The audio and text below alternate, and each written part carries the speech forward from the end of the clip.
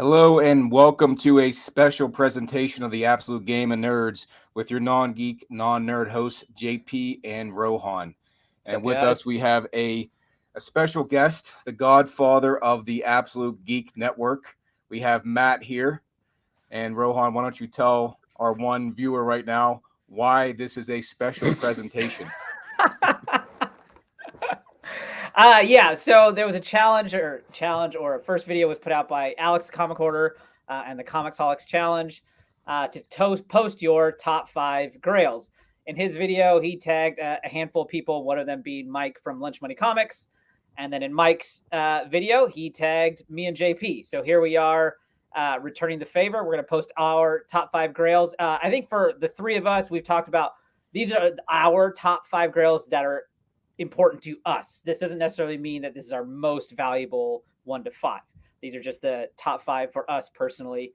And then we're going to tag Lawrence from Mighty Comics and Collectibles, Jason from Omega Collects, Errol Molnar, and Manu from the 9.9 newsstand. So we're going to look for your guys' videos to follow up after ours. Yep. And we have Matt with us today because one of our first videos for Absolute Game of Nerds was about the hunt. The hunt for 181, and we all have our grails, and over the course of the last month or so we've all gotten them, so we all have which should all be on our list, I think, right? All should have that grail we just recently got.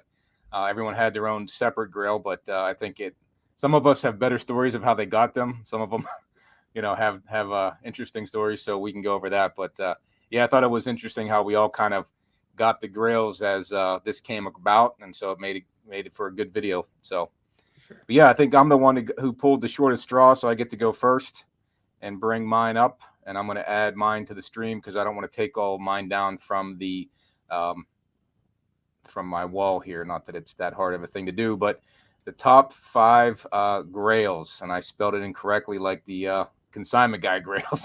So nice. So, which is appropriate because one of my grails came from them. So that's, I guess, a little shout out to grails there. So I started with Amazing Spider-Man 269 and 270. I have both with me in person. They were not on my wall, but here they are. And what I thought was cool about what Lunch Money did by talking about his keys and grails was that he had ones that had nothing to do with, like Rohan, you said, not value, but with sentimental value too. And these are probably the first 2 comics I bought. They're the same ones I bought from the 7-Eleven east of Pittsburgh. I don't know, whatever year this came out, 1985. Yeah. So however long ago that was is when these were bought, both of them. Both newsstand because they were bought right at the 7-Eleven. I remember walking past and seeing Spider-Man in a black suit. Hadn't seen that before. The cover was awesome with his acrobatic move there and Firelord shooting at him. I always thought the guys like the Human Torch and the ones that could always shoot fire were pretty cool. So this was just drew me right in. And then I was remembered enough to go the next week and buy 270 to finish out the story of Spider-Man beating up a cosmic entity, a cosmic being. And this wasn't even Captain Universe Spider-Man or whatever he was called at the time. And he beat the crap out of Firelord, which was pretty cool. So this was tied for number 5 on my list. Did you read comics then, though, JP? Did you read these after you got them? I did. There we go. I did read these ones. I don't remember what happened. I just remember him beating him up, and I like more of the pictures still then because I was into the artwork. But excuse me. So yeah, so this was number 5, and the only comic I ever read. I've only read 1 book in my life and only 2 comics, and here they are. So. All right. Get there. I believe in you. I'm hoping. So the next one on this list is the one that we made the video about, and that was Hulk 181. I just got that one about a couple weeks ago. I made a little quick reel about it with the song Hallelujah because I didn't think I would get it because it just seemed like it wasn't going to happen. I wasn't willing to spend the money. I wasn't finding the deal I wanted. Just before I bought this 4.0, I had seen one on another consignments site, and we tried to work it out. And right as I was about to pay for it, I realized the guy was in the UK or Australia, and we had to convert the money to pounds. and that was like messed up because PayPal was screwing up the exchange. So I was like, it must not be meant to be. So I went to a show the next weekend. I bought 2 other books, and then this one popped up. So I couldn't turn that one down. It was fate. So here it is. Not bad. I like real quick. I like that you're like, God, it didn't seem like it was gonna work out, and it's like that was literally like the entirety of like 3 weeks. Was that all of it right there? It's like, I know, but how many times we looked at you like, here's one. I'm like, yeah, it didn't work, and then I was ready to pull the trigger, and then he was like, no, this converts to pounds. I was like, he goes, and they're going to add $300. I was like, well, I'm not doing that. Yeah. I'm not paying any more than Rohan did for his, so screw that shit. So it's a great looking book. So as we all know, it's the first appearance of Wolverine, one of our favorite characters. I mean, it's a book I wanted as a kid. Didn't see it very often. It was not expensive as we talked about before. Probably doable at $300, but if you think about inflation back then, I don't know if that was 1,000 back then. If you figure inflation, so probably why none of us bought it then. But it was attainable. But who would have known? So glad to finally have it. Next one on my list is Amazing Spider-Man 129. This one is probably my top. It's my second favorite character, the Punisher. Book in hand here. This one, not a very great story. I basically hate bought this one on eBay one day. I got mad about something and I got drawn into this auction, and probably didn't spend too much more than what the going price is now, because this was done last July, and I wish I would have waited, but hey, you never know. It's a great looking book. It presents well. It's got the custom label up at the top. Again, another book that we could have bought years ago for a reasonable price, and we just didn't. I don't know why. I never saw it anywhere at any comic book show. Same with 181. They just weren't at the comic book stores. They weren't at the shows. eBay wasn't prevalent back then. So, if it wasn't at your store and you didn't see it at a show, you didn't get it. So this is my Grail number 2, as it says here. Let me go back and see. So I said this is tied 4. So the reason why is I have this Amazing Spider-Man tied with number 4 with the Hulk. Again, they have sentimental value, but again, I felt they were both unattainable as a kid. So to get them now, it's like, as a kid, I really wanted them, but wasn't like dying to get them like some of these other books that are coming up. Now, Hulk 340, this book, this is the original from when I bought it as a kid. I used to read through this book, not the words, the pictures. You kill me, dude. And it was awesome. The cover's awesome. I love McFarlane, but I just didn't want to read it. You got to look at the pictures. The way he drew the Hulk was my favorite. The Gray Hulk was all wrinkly and shredding. He got shredded up pretty good by Wolverine. But this is my same copy as a kid.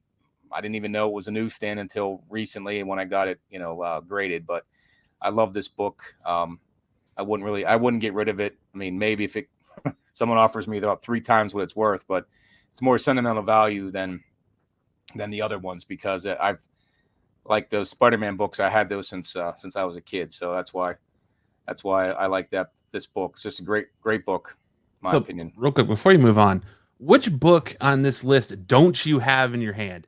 Because you're like, I made a slideshow because I don't want to pull these books off my wall, but every time you're like, oh, this book right here, this book right here, and you're just like grabbing them right next to you. It's like, I know I had them. Right. I only have one on my wall, and I had to put it back into place, and I just don't want to mess. I got like 6 holes behind it now. okay. Because I didn't put it in the stud, so I don't want it to fall. So, next book I have right here, Punisher #1, the miniseries one. The last one I hold in my hand, and this book, number 2 Grail or Key. You got your numbers all mixed up here. I feel well, that's why again. I guess it's somehow you said 5 and he's got like 10. It's just, right. Well, like, 2 are tied. Well, these 2 are tied, so they count as 1. Well, I'm not gonna lie. I have a tie on one of mine too, so I'm not gonna hate on JP for that. That's all right. Hey, it's my list, man. I can do what I want. I'll take my list and go home then. But no, I mean, I think I had the list reversed. I wanted to put ASM 129 at 2, and I thought, it I just don't have the sentimental value for the book. I'm glad I have it. It's a key. It's a Bronze Age Grail. But it was one I never really thought I'd get, but this Punisher book as a kid, I went into the comic book store in my hometown many times, and I never bought it. My mother wouldn't let me buy it because she said it was too violent. The cover was just awesome. You can see all the rage in his eyes. I just love this cover like you can't believe. It's awesome. And I wanted it, and my mom was like, no, it's too expensive, and it's too violent, because I wasn't allowed to watch anything violent as a kid. As you can see, I turned out well from all that sheltering as a kid. So, but I just thought it was a great cover. I loved it, and that's one of the first books I bought when I got back into the hobby last year, was trying to get that book, and I got it. I bought it on eBay, but it was one that always, I was never able to get and always wanted. I had the Unlimited series #1 from '87, but I just never could pull the trigger to find this one. And so now as an adult, I was able to bring it back, get it back, and get it in the collection here. So I put that as #2 because one I've wanted for 30 plus years. So that's why that one's #2 and not the ASM 129. Yeah. So my #1 Grail, which is a small print because the picture I took, it's up on my wall. I didn't want to take it down. That's why I made the slideshow. But this was the first book I bought when I got back into the hobby. I went to the guy I sold it to try to buy it back from him, and he didn't have it. He had another one. It was a raw book. And I bought the raw book, and I was like, damn, I should have bought a graded one. I wanted to get mine back. But I bought this raw book from him. It was probably a 6.0 or 7. And for what I paid for it, I'm like, I could have just got a graded book. I wish I'd have known about Elite Comics or Grails and those consignment places.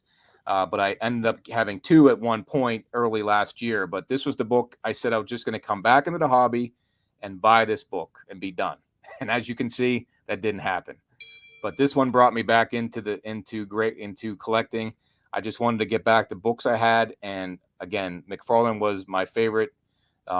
Jim Lee was a close second, but McFarlane just did some great covers and great artwork. Who cares about the writing? It was about the artwork. And I just love this book and wanted to get it back. So I know there's a million copies out there. It's been homaged numerous times, but I just think it's overall a great book. It's a Bronze Age key, but but it means more to me because it's one I had and I've coveted, and I can't believe, as an idiot like I am, that I sold it. I should have just kept them. But I ended up getting this one back, and I got back $298 and $299. So I had those 3, and I sold them all a couple years back, and I'm just glad to get them back in the collection again. So those are my top 5 to 8, however you want to call it.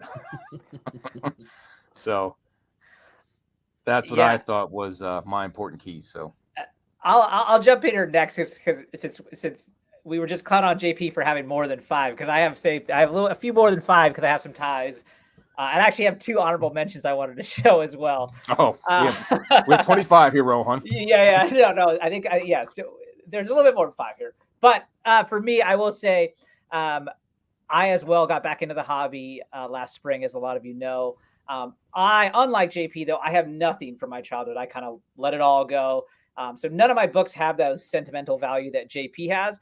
But these are all the characters I've grown up loving, and they're all important to me for that matter. Also, kind of a cool fact, when I started collecting, I was, buying all these books, and, I didn't think I could afford tons of big expensive books. So, I bought a ton of $5 to $50 books, we'll say. By the time I got to the fall, I was like, okay, I got to take a break. I've been spending too much money. And then my taste, I was like, I started to learn, I can afford bigger keys if I can just slow down and save versus buying so many books at a time. And so all the books on my list are all books that I've either directly traded for, or I moved off of the books that I bought from when I started and used that money to buy these books. So there's no new dollars spent here on any of my list, which I think is pretty cool. So the first one, I got both of these. I'll do 2 honorable mentions here. That is ASM 50 which in my opinion is the best Spider-Man cover of all time. It's my favorite one, how should I say. Plus, it's got the first appearance of Kingpin and the classic storyline of Spider-Man No More. I got this and my other honorable mention, which is Silver Surfer 1 in the same trade. I also got an FF52 in that trade. But so Silver Surfer, when you do these trades, do you bring a gun to the trade? Is that how you do it? No. I will tell you, 90% of my trades have been with one guy. His name's Mark Johnson. His feed is Chillectables. If you follow him on Instagram, he sells a lot of books and he has some of the best prices I find of anyone. So if there's a book I'm looking for, I'm always talking to Mark first because I know he's gonna give me a great deal. So shout out to Mark, Chillectables. If you guys follow or don't follow him, you should if you look at buying books. But again, Silver Surfer, my favorite all-time character. So obviously his first solo series is a big one for me. This is also one of the books that I remember from my childhood. Always think of this cover always stuck out. So grabbing this one was a good one for me. So those are my two honorable mentions. So my number 5, this book is my all-time favorite cover from the Silver Age. It is Silver Surfer number 4. Cool story about this. So I actually never knew this book existed when I collected as a kid. I never saw it. And when I came back into the hobby, I saw it. Awesome. That is a book I want to get somehow, some way. And so when we got back in, JP and I, it was at the height of the comic boom.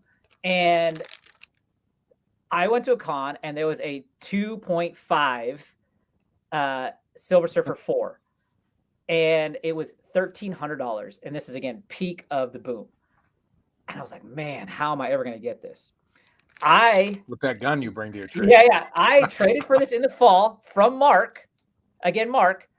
And this is a 5.0, so the grade is twice as good. And it was a trade value of $675, right? So it just shows you how much the boom, how high things did go. And maybe that $1,300 was even crazier than it should have been. But still, it's just something for me to think about. I was like, how am I doing this? And then I got twice as good of a grade for literally half the price. So I was pretty pumped about that. That's awesome. Yeah. My number 4 book. Oh, and someone asked, what did I trade for these? Honestly, I didn't trade any huge books for any of my stuff.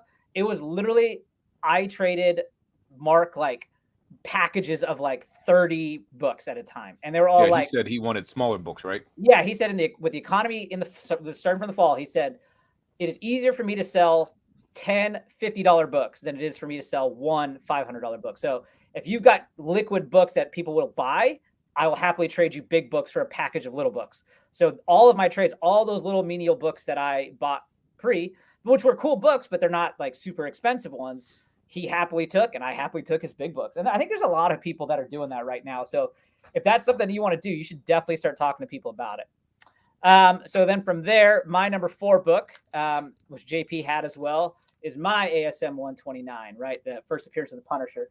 Punisher is definitely a great character. He was my brother's favorite character as a kid. So I always remembered this book from my childhood. It was also on the Marvel Series 1's cards we talk about. They have the most valuable comic series. ASM 129 was one of the cards in there. So I always knew of the cover. And I was like, oh, that's one I want to get. I'm a big Spider-Man fan as well. So this was a huge one for me to grab and super pumped to get this. I got this one. This one I didn't get from Mark. I got this from Benny B Collects on Instagram. Another cool guy that's got some good prices on his stuff. So yeah, ASM 129.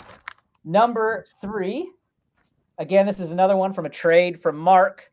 And it is Giant Size X-Men number 1. This was one that I wasn't thinking I was going to get at the time, but then Mark posted he got it, and I was like, well, shoot, if I'm going to get this book and I want to get it at a good deal, now's the time to jump on it with Mark. And so I kind of slowed aside the books I was looking for and went after this one and got it. So pretty happy about that one. And this is one too. This was the first book I would say that I always thought this cover was cool. But when I got it in hand and I just kind of stared at it, it really was just like, man, this is a sweet book. And this cover I really love. Who drew the cover of that one? It is Dave Cockrum. Cockrum, that's right. Yeah. All right. So that moves us to number 2. And this is obviously what we talked about. JP and I did an entire episode on how we were going to get it. And it was our hunt for 181. It was the first book I got in 2023. and it is the Hunt or Hulk 181. Funny enough, I got this. So Matt's podcast, the Absolute Geek Podcast, often has a guy, Ish, who works at a store called Fantastic Worlds in Arizona. And yep. And they posted this book, and I was like, I couldn't believe the price was it.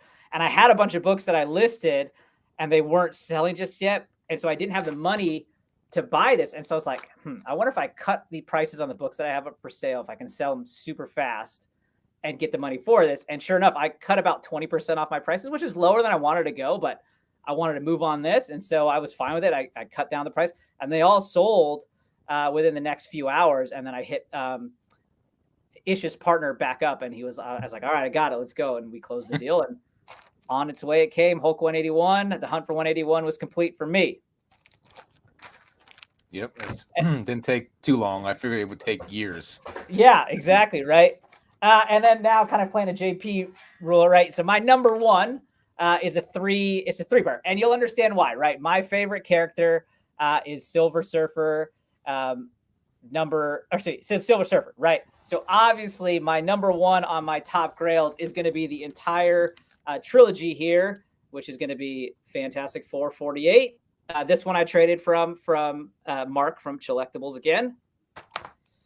Fantastic Four number 49. This one actually, I forgot. I got this, but this was the first big book I ever bought. And I got this before I started trading. I got this from Aaron, who has the A1 comics feed. Super cool guy. Also got great prices if you're not following him.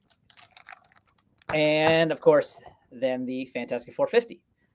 In my opinion, underrated Silver Surfer color. I know a lot of people hate on it because of the brown. I think it's dope. There's another one. I forget what number it is, but it has even more brown. It's not as good as that cover. So it looks similar, but that might be, I don't know if it's in the 70s, but that one's definitely the better cover. Yeah. So I would agree. But yeah, I see someone here, Solowookie. I got to look up I am Tony, Mark Johnson, Collectibles, dude. He is a great guy. I chat with him often. He's got great prices, and he's down to trade. So yeah, you should definitely look him up. That was a good list there. I like it. So now we have Matt. Let's see what Matt's come up with. No slide for Matt. Yeah, I guess I'm the low man on the total poll here, and not, big dong swinging with my Hulk 181 here, right? Hey, that's your next one. You told me though that you said that's your next one. Yeah, it is. It is. But that's gonna go for my daughter. But that's the next book I'm looking for. But the first one up for me is Amazing Spider-Man 375. This is actually not this particular one, but this issue is the very first comic book I ever owned. Nice. So this was, I begged my dad to buy me this book at a little 7-Eleven, just I think because of the gold cover. But I mean, the issue I had, it got a lot of bathroom reading, a lot of bathtub reading, a lot of playground reading. It definitely got loved on. So it probably got thrown away in one of the mini moves. Growing up as a military brat, we moved around a lot, so it definitely got thrown away in one of the moves. And about a year and a half ago, Solowookie actually was like, I've got 2 copies for sale, and I had to jump on getting one. He hooked me up with a killer deal for it. But it's a book that I had to have in my collection just because it's cool to say I've got the very first book that got me into comics. Now, you would ever sell that one or no? No, probably not. No. It's one that'll stay with me for forever, just because, like I said, I like to say that I own the very first book that got me into comics. My next one here is actually more of a modern. It's Invincible 2. This is actually the Whatnot Adam Eve variant, I think her name is.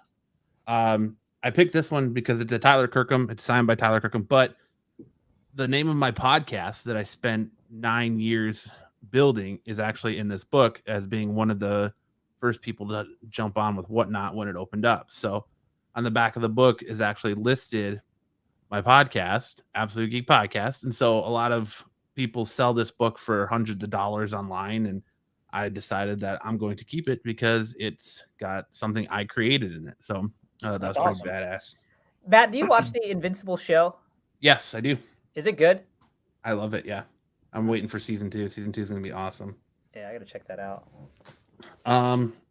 Up next, I am a huge Kevin Smith fan, and I've got this Quick Stops modern. It says congratulations, Aaron and Matt, because he actually married me and my wife at one of his shows. So, and when we sent him our marriage certificate to sign, he sent us back this book and wrote the inscription on it.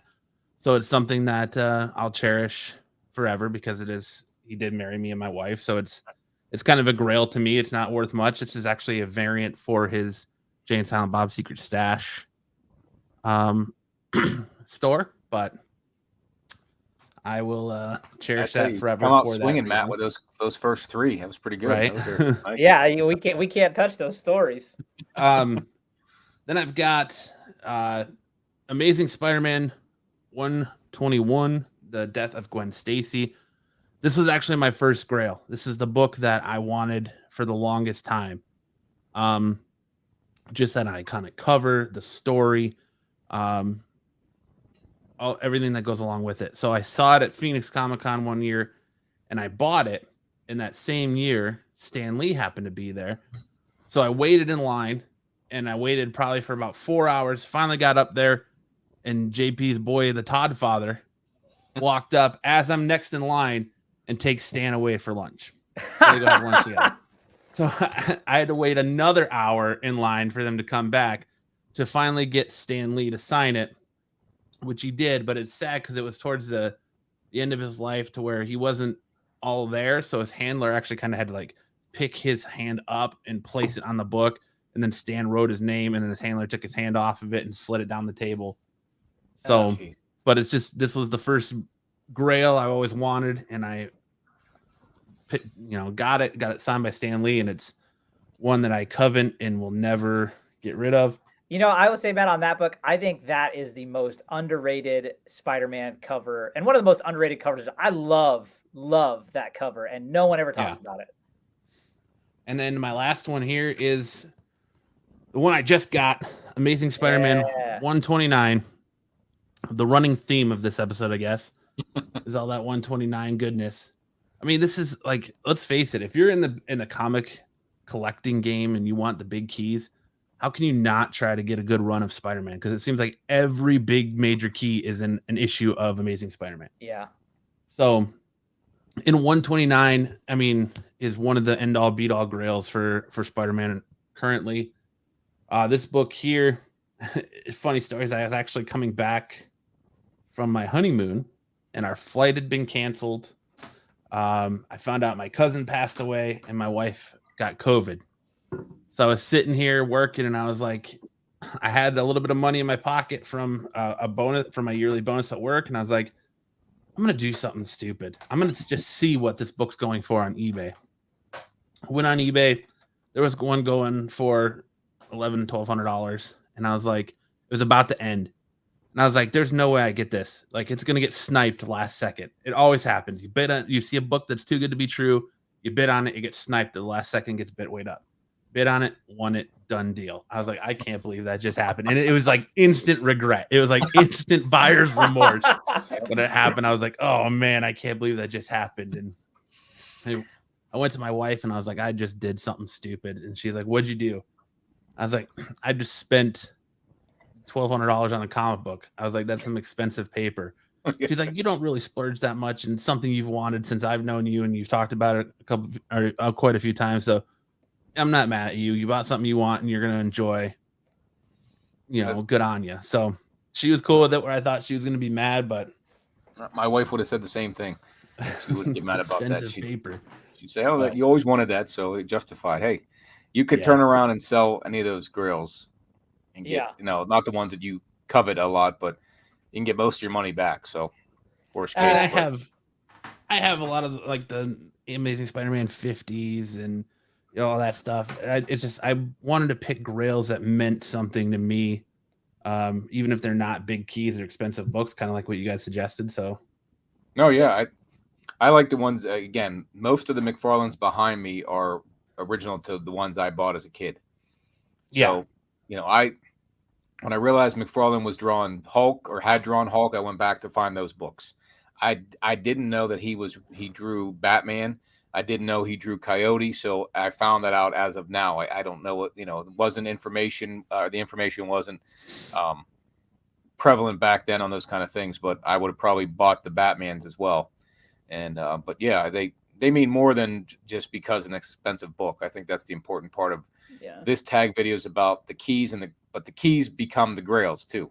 Yeah, or vice versa. So question for everyone here, since we all three of us had Punisher 129, so we're all fans of the Punisher. Is any of us? I'm not. I know JP is, so Matt, maybe this question is just you. Are you at all reading these newer Punisher where he's like swords now instead of guns? I'm not. I actually, on my other show I do, Saturday Night Special, we were a guy by the name of Darth Lopez has been going through and reviewing them on the show, and it's kind of piqued my interest where I was like, all right, I saw issue, I think 10 or 11 came out this week, and I was going to buy it, and I was like, no, I'll just wait and let him tell me about it. And it's better that way. Like, he's not a character I've really kept up with, just because it's not, he really never hit that mark with me. I'm a Spider-Man guy through and through, and I have been, and I actually kind of like, some of my friends make fun of me because they're like, oh, you love Spider-Man, and in the Ultimate Universe, he shoots Spider-Man, and it's just like, oh man, he's kind of like the direct reason the Ultimate Peter Parker dies. So it's like, oh man. So it's just, I kind of have that love-hate relationship with the Punisher. Yeah, I'm just curious. This is like, I'm curious if it's good or if people don't like it, and then I'm curious, like, is that who we're gonna get in the new Daredevil movie? Or show? Is it going to be the swords version of the Punisher? But then I also saw some rumor like he's going to wear the War Machine armor, which apparently happened in a modern comic that I was unaware of as well. So I'm kind of very curious to see where that goes. Yeah, I don't know about. I have that armor war suit. I think it's Punisher. I think it's 221 or something. So I have that one just in case. But I don't know. We'll see. I think they're going to go with the old Punisher, the one we know from Birth and All Netflix show, and that's what we'll get. But I mean, that's one I would hope for, just because that's the one I grew up with. But who knows with the climate these days? One thing, Matt, I know you're more of a reader. Did you read the Secret Wars from 2015? Yes. Okay. So the Punisher has a small part in an episode or issue 2 of that run, right? Where he goes in and he goes, with the world ending, I have like 10 bullets. And he goes in and Bullseye's in there. And I think, what's his name? Fisk. Kingpin's in there. And he just starts shooting everybody inside the bar. Because the world's going to end. And he's just like, fuck it, I'm going to shoot everybody. And that's what Punisher does in Secret Wars. So I'm hoping that scene is in Secret Wars somehow. Because if they're going to bring him back, they can definitely film that scene to bring that in there. It's pretty cool. Yeah, I don't see the Punisher from the current run being what they do with Disney Plus, because then they'd have to reestablish the Hand, because he's the leader of the Hand in the current run. So they'd have to reestablish the Hand, and you haven't really heard what they're doing with the Hand or with like Iron Fist or Luke Cage or any of those other characters yet. So I think it would be a stretch for them to go with the current Punisher. So I think you're going to get more like Punisher War Journal stuff, nice. Like the Bernthal stuff you've seen. Yeah. Now, you said that in the Ultimate Universe, because I obviously didn't read that, Punisher shoots Peter Parker, kills Peter Parker in the Ultimate. So he's indirectly responsible for his death. So Peter is going to try to save his aunt from the Green Goblin, and Punisher indirectly shoots him. Like, he shoots and then Peter gets hit. And so as he like webs himself up, he goes to have his final face off with the Green Goblin, who ends up killing him in the front yard of his Aunt May's house. But he dies because of the wounds he receives from that shot from the Punisher, and that's what leads into your Ultimate Fallout, where you get your Ultimate Fallout 4, the Miles Morales appearance. So there you go. I didn't know any of that. Damn, that's pretty cool. Damn Punisher. I don't know. Right? I mean, they never made a good movie for the Punisher, in my opinion. Birth and All was the best reiteration of him, in my opinion. But the Dolph Lundgren movie, I saw that years ago. That was Louis Gossett Jr. It was rough. the John Travolta, and who's the other guy from it, Thomas Jane. I think that one's got some entertainment to it, though. I enjoyed it. I mean, I liked it. I watched it, but isn't that the one where he tortures the guy with a popsicle? Right? Isn't that the same one? Rebecca Romaine's in that one, from what I remember. I don't know, but he might have done that. Yeah, with the blowtorch. I think he does that. But nope, in my opinion, no movie. See, if I was going to make the Punisher movie, and no one take this idea from me, but I would make a Punisher movie. I would make it Kevin Feige's listening right now, JP. Well, you heard it here first.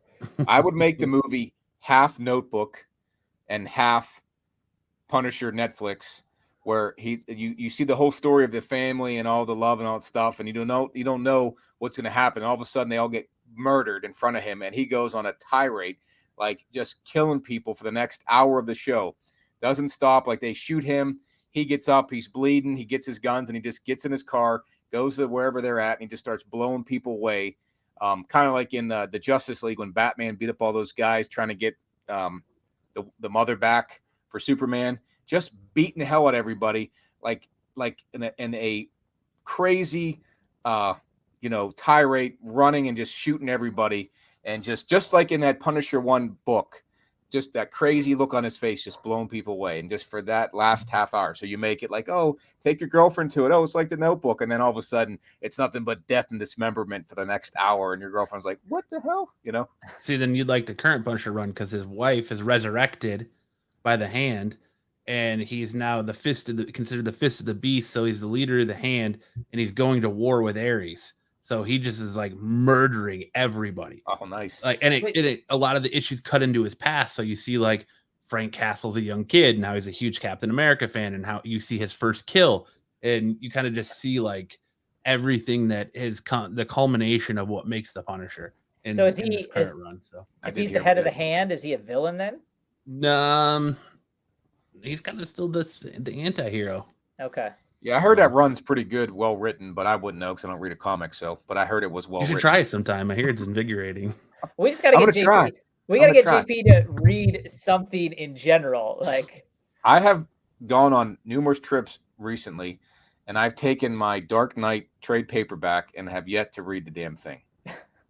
I have it with me. It's I bought it for $2. It's the whole Dark Knight 1 through 4. Want to read it. Next, I'm going to read Invasion, which is the DC McFarlane culmination, or whatever you want to call that. And then I might reread these old Spider-Man 269 just to remember what I read back in the day, and we'll move on from there. But I don't know. It was more about the pictures for me. I might actually then go back and read Secret Wars because I think that 2015 run. Yeah, but then from what Nick said, I got to go back and read all the new Avengers. So I was going to tell you. So I talked to Nick after that show, and I said, hey, I can't read 300 issues, but give me, 10 to 15 that I should read, and then I'm going to read the Secret Wars. So he sent me kind of the order. He was like, read these books, then read 1 to 6, and then read these books, and then read 6 to 9. So I can send that to you if you want. Yeah, because that's what he was saying about I don't know, Matt. You read the new Avengers running up to the Secret Wars, so I heard that was Secret Wars sounds pretty intense because it's much better than the 84 run because it's much more involved, I think. But again, I was going to I have the whole collection. I was going to read it, and then Nick said, no, you got to start with Avengers. So I'll take that. I don't know if you agree with that, Matt, but. Yeah, I mean, the good thing about Marvel's event books recently is they're more self-sustained, so you don't really have to go back and read that other stuff to understand what's going on unless you really want the full broad story. Like if you just want to know what's going on in that event, it's pretty good. So I mean, I would say it depends on how much you want to know. Do you want to just know what happens in the event, then just read the Secret Wars issues? If you want the whole overarching beginning, middle, and end to it, then yes, I would definitely read those Avenger runs. And they're probably easy to find. I mean, it wasn't hard to find the whatchamacallit, the Secret Wars ones I have, but interesting. But we'll start. I would like them to do the old Secret Wars run, the Battle World stuff, and But they haven't introduced enough characters. I think villains I think or they'll heroes definitely wise to do. I think they'll do elements of it. Like I imagine that's where we're gonna get the black suit Spidey from, for example. Yeah. I would just hate for it to be another like MCU Civil War was where based in the comics the Civil War was just this massive event that changed comics and history as we know it to now when you get the movie Captain America Civil War, it's like more like Captain America, the conflict or the disagreement. It's not a civil war. It's not on that grand scale of things. Yeah, I should add the Civil War run to my comic reading list because again, I've not read a comic post 1994. So. And why are you busting my balls in? Well, because I read in general, JP. Like we don't even know if you know how to read. Internet. Yeah. I wrote this opening script that I read. Does that count? That counts. I read stuff. I read the internet. I read on my phone. But I don't know. So, anybody have any other thoughts? Well, like, what's the next big grail you guys are hunting for? I mean, the hunt for 181 lasted 2 months, if that. So, what's the next big grail you're going after then? I got mine. I don't know if JP's got his, but mine. So actually, I originally was going to be Fantastic Four #5, which is the first appearance of Doctor Doom. But then I kind of thought, I was like, Iron Man 55, which is the first Thanos, that book came way down after Thanos ended in the MCU. I have it. Yeah, I still have it. But my point was it spiked up, but then once he died in the MCU, the book like went way down. And that Iron Man 55 was actually the first book I traded for, and that's when the ball started rolling on trades. So my thinking now is like, FF5, it probably may be best to wait until his run in the MCU is done, and I prioritize some other grails first, and then once that's over, then I'll go for FF55. So my next one is going to be X-Men 1. That's going to take some time to pile together the needed assets to do that. So my goal is let's work towards that by the end of the year is kind of the goal. Now, what grade do you want, or is it going to be raw? Oh, I mean, yeah, I don't think it'll be raw just because I would be too scared for a book that big to have like restoration or something like that. For me, it's going to be like 1.0 to 2.0 range. I think that'll probably be what I can manage. Obviously I would love more than that, but I can't imagine. And that's a book, X-Men 1, that's just a book I'm like happy to have, like, especially if it looks nice. 1.0, I'll take it all day. Couple grand maybe. Yeah, I think a 1.0 right now you can find for about $4,500. I think it was less than that when I saw, but maybe it was really? Raw. Maybe it was raw. That's why. Okay. I don't like that cover. I mean, if you look at the top where they have the number of the book, right, and you got Jean Grey and Cyclops together. Cyclops looks like he looks like Frozone from Incredibles, does he not? Is it Frozo or Frozone? Whatever his name is. Yeah, I agree. He looks like him with the way they drew him. I'm like, he looks like he's looking out the side, like, hey, what are you doing over there? It's just a weird looking picture of them up in the top, and that was they used that for the first I don't know how many issues, but then the cover itself, Iceman's throwing snowballs. Like, what is he gonna do to Magneto with them Iceman? So I can't remember. There's an issue that it changed. So Iceman for the first several issues of X-Men was more like Snowman. Like he had that snow appearance and snowballs, which is crazy because now Iceman is one of the handful of Omega level mutants out there. So I mean, that cover doesn't do him justice for how powerful he truly is. No, I mean he was like even later on because I remember him from the Spider-Man and His Amazing Friends, and he did that ice slide thing, which I thought was cool as hell, and he was pretty badass. But that first cover, he's just throwing snowballs at Magneto, and Cyclops is doing his thing, and Beast isn't Beast, he's not Harry. So, I mean, it's a great book, it's a great grail, but that's a good testament on how far art has come and the evolution of art, though, because you probably couldn't get that glossy effect like he's got now. Back when. I mean, and JB, we talk about think about Silver Surfer, right? We grew up on the Ron Lim Silver Surfer where it's really shiny and it's got the reflective quality. And then, you know, as I showed you, look at Jack Kirby's Silver Surfer. Or this actually isn't Jack Kirby. This is who's that? Buscema? John Buscema, I think. But I was never a fan of Kirby. Yeah, that's where you and I will differ. Kirby's the man. I love Kirby's art. Yeah, but I mean, anyways, Kirby Surfer is very similar to this, right? You don't get the same shininess and reflective quality, but I from love your Fantastic Four book, yeah. I love Jack Kirby's my all-time number one. Like, I just love, and I understand what you're saying about the X-Men 1 cover. I still think it's great. I love it. I mean, no, I mean, there's a reason. If you look at the Fantastic Four number 1 book, it's goofy as hell looking. They're not even in costume, right? Yeah. You got they this. Don't get the costume. They don't get the costume until number 3, I think, or 4. Okay. Yeah, it's not right away on the cover or something like that. But you know, it's a stupid looking cover, but it has that, you know, classic cover quality, which the X-Men one does as well. So I'm just those old, you know, you can see how, like Matt said, how far things have come on the artists and how much more they can do. Now it's getting too far that it's too graphic. I mean, I'm not a big fan of what's his name, Ross. Alex Ross, because his stuff looks painted to me. That's his style. I love his stuff. But when you look at it more, I'm like, wow, that is pretty good. Like Mike Zeck on that cover of Punisher 1 looks painted as well, but I loved that as a kid. So when I first saw Alex Ross's art, I was like, God, I'm not into that. But then I see more and more covers, and that, I mean, he does. It's great. It's great stuff. So Kirby has not grown on me. I never liked his stuff back as a kid. Still don't like it now, but I can appreciate what he meant to the industry and what he did then, and those characters that lasted and how well. I mean, he drew them well. You know, some guys just phoned it in. I mean, Kirby drew like everything. So, you know. Yeah, so I will say if you like, you know, I'm a classic guy here. So painted covers, House of Secrets 92 for the Bernie Wrightson first Swamp Thing cover. That thing is gorgeous, and it's kind of, he uses that kind of brush stroke. Oh man, that cover is incredible. That's what I like about Alex Ross is, for most comic book people who collect just covers are like, well, I like the art, I want to display them as an art piece.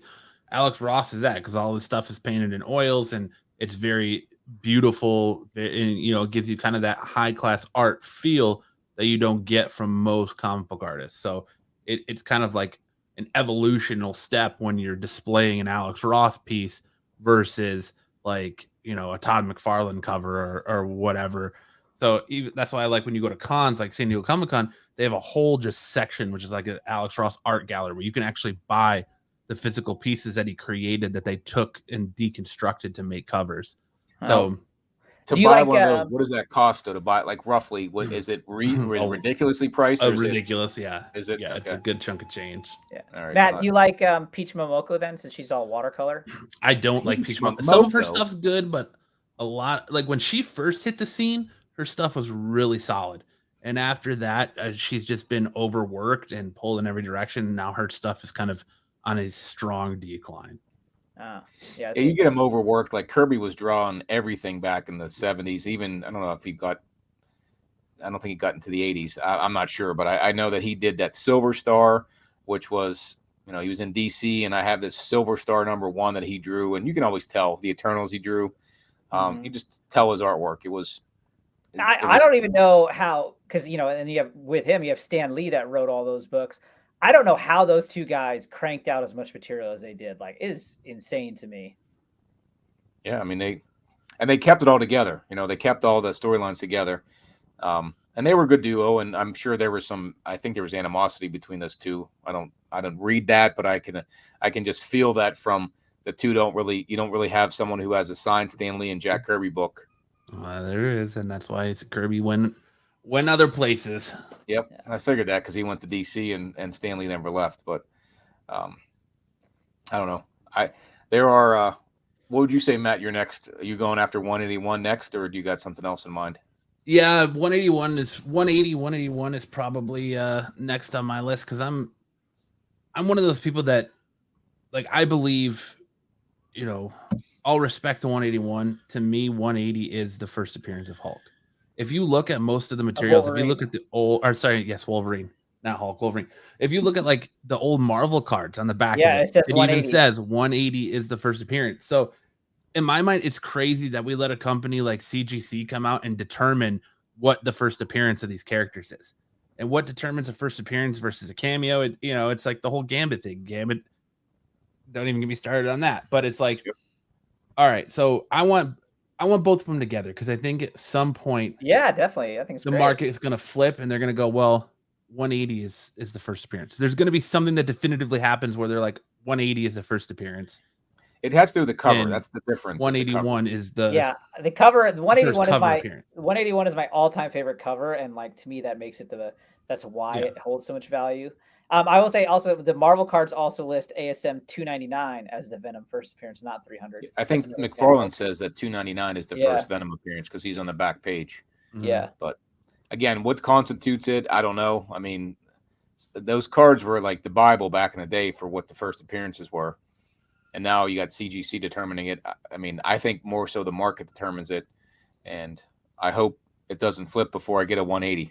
I will say that doesn't do a 180 before I get a 180. I think the Gambit one is actual an interesting debate, right? Because you go on Key Collector, it says it on there now that it's the annual 14 is the first appearance. Well, so annual 14 came out first, and right. He's in like 8 pages, so there's no question that's an appearance. It's not a cameo, but it had to do with the publication because 266 was supposed to come out first, and in story 266 happens first, and even on the cover it says like "Enter the Mutant Gambit," and then plus again you got the same cover issue, right? Like the cover of 266 is great. The cover of annual 14 I think sucks, and so like you could I saw annual 14 today that sold on Instagram for $35. Like that book is nothing, but 266 couple $100.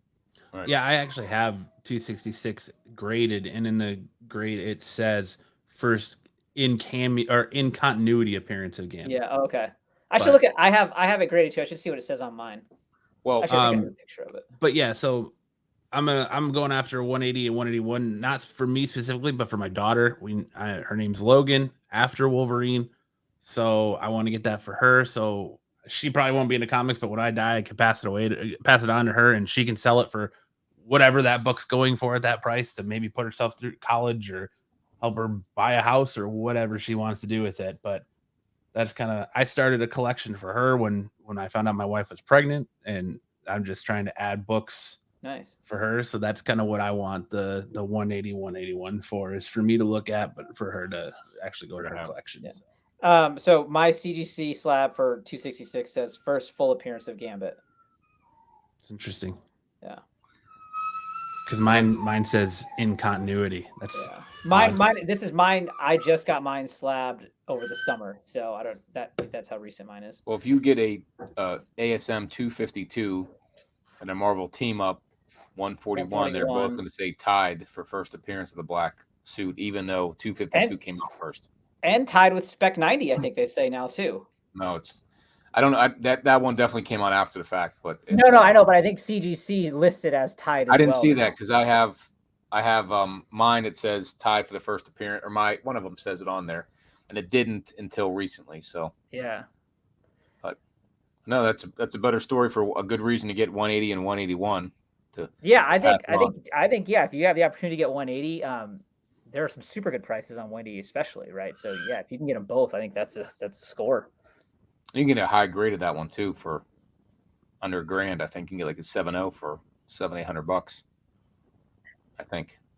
Yeah, you can definitely get 180 for steel. That's for sure, because everyone wants 181. But yeah, I don't think I have anything on my list I want. I mean, I definitely would take an AF-15. I'd take a Fantastic Four 1. Wouldn't we all though? Like, yeah, I will sell my left nut for an AF-15. Like, let's go. I would only sell my right nut. I don't. The left one is special to me. But are you right-handed or left-handed? Right-handed. So the right one's stronger. So yeah, that's stronger. It does more, but more dominant. But I don't know. I don't have. I'm sure I'm going to keep hunting at antique stores and at flea markets to find something with margin, because that's the fun part about why I like specking back as a kid. I did that with baseball, football, and comics. and I'm doing that again, just trying to find those things that are hot to sell them. Just I don't even know why, but I saw an online auction for that, and they had Thanos Quest 1 and 2 in it. I probably paid what those damn things are worth, but I thought, maybe I'll sell them someday. And so that's just more of the fun for me, is just trying to find a hidden grail somewhere, or find something with margin to turn into, I don't know what. I don't have anything on my list. Like I said, Fantastic Four 5 would be nice. Maybe a couple Batman 251. That cover maybe. So we'll see. I just got 251. I just made an unboxing for that. That's right. That's one I saw it at like a 40 or 50 for under a couple $100, and I was like, we saw that 5.5 graded on Elite for $400. Yeah. So I don't know. It's